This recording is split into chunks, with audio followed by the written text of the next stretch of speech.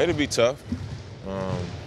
Obviously with him being our sixth man and being a huge part of our team, but he'll still be there for, advice and speaking up when we need something to be said, or if he sees something, I'm sure he'll be able to help us in that way.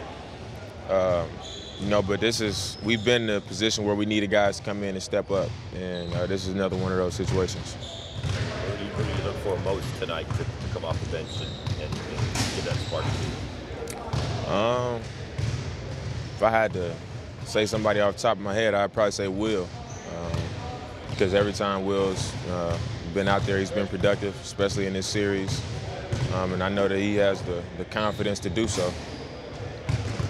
Damian, do you guys need to play better at this point? Is there something you guys can fix, or is it a matter of better executing, not having the same long droughts you had?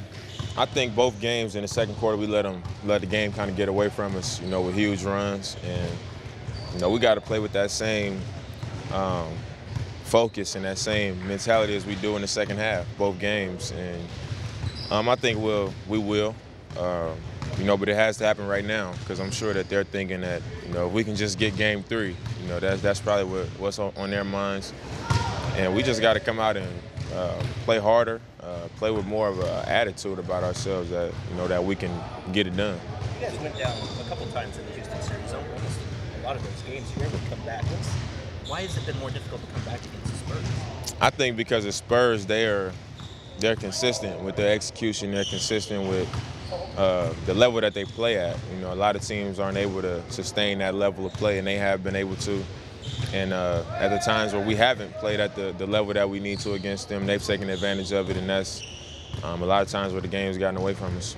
But a different attitude, different approach. How different is it being at home, and how much does that help with that attitude and that approach? Yeah. I mean, it's a lot of ways that you could think about it. I think it's, with them winning the first 2 home games, and now we have 2 home games, and it's possible for us to win our 2 home games, and then we back even. So I think you just got to understand that they took care of home court. I think the thing that sticks out is how well they played against us and how it was, 20-point losses. But like I said before, those scores don't carry over to now. So we just got to take it one game at a time and understand that we can take care of our home court just the way they did.